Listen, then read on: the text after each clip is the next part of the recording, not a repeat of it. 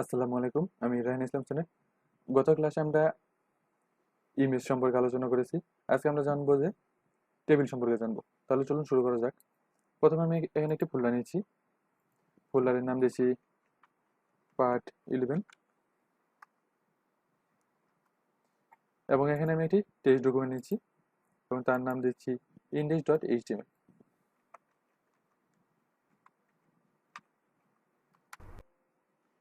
এখন এটিকে যদি আমরা আমাদের ভিজুয়াল স্টুডিও কোড দ্বারা ওপেন করি,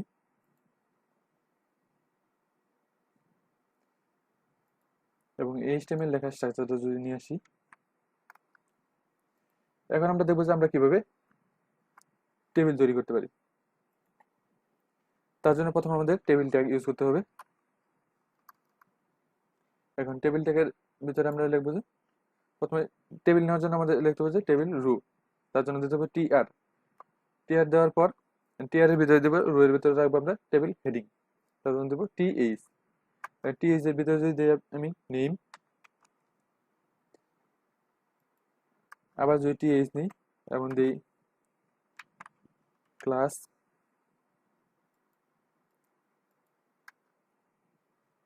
টিএইচ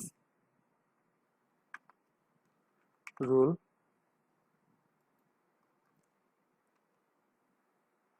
এখন যদি কন্ট্রোল এস সেভ দিই এবং আমাদের ব্রাউজারে যাই,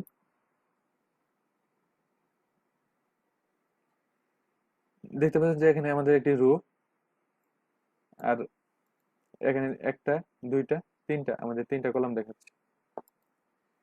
আমি এখানে যদি বর্ডার দিই, border to, control S save দিই এবং আমাদের ব্রাউজারে যাই, দেখতে পাচ্ছেন এখন বোঝা যাচ্ছে যে একটা রো এবং তিনটা কলাম রয়েছে। আমরা এখানে টিএইচ এই জন্য ইউজ করছি যেহেতু আমরা নিচে টেবিল হেডিং নিছি, তার জন্য আমাদের লেখাগুলো একটু বোল্ড হয়েছে। এখন আমরা নিব টেবিল ডাটা। তার জন্য আমাদের যা করতে হবে, এখানে দিতে হবে টিআর, টিআর এর ভিতরে দেব টিডি। যদি নেম দেই কামাল,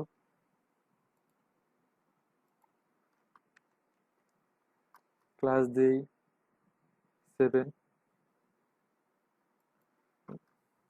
রুল দেই 10। যদি কন্ট্রোল লেজার সেভ দিই এবং আমাদের ব্রাউজারে যাই, দেখতে পাচ্ছেন যে এখানে আমাদের এখন দুইটা রো দেখাচ্ছে, একটা, দুইটা, এবং কলাম দেখাচ্ছে একটা, দুইটা, তিনটা। যেহেতু আমাদের এটা হচ্ছে আমাদের টেবিল হেডিং, তার জন্য আমরা টিএইচ ইউজ করছি, এবং এটা হচ্ছে আমাদের টেবিল ডাটা, তার জন্য আমরা ইউজ করছি টিডি। এখন যদি চাই আমি টেবিল ডাটা আরো নিব, এটুকুকে কন্ট্রোল সি দিয়ে কপি করি, পেস্ট করি,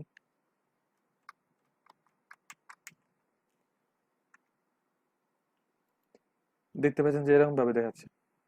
আমরা চাইলে আরো এদিকে বাড়াতে পারি, তার জন্য আমাদের কি করতে হবে, আমি চাচ্ছি যেখানে আরেকটি পেজ দিই, টেবিল হেডিং দিলাম, নাম দিলাম এইচ।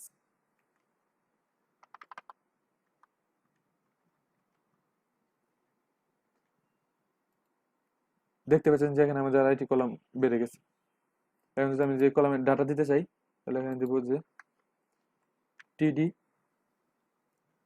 এবং এইচ দিলাম 20।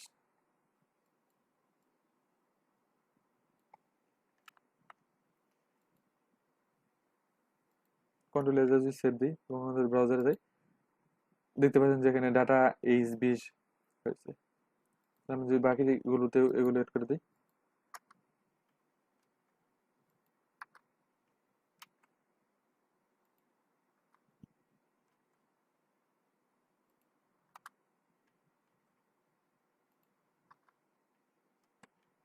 কন্ট্রোল এস যদি সেভ দিই এবং আমাদের ব্রাউজারে যাই, দেখতে পাচ্ছেন যে আমাদের ডাটাগুলো এরকম ভাবে চলে আসছে।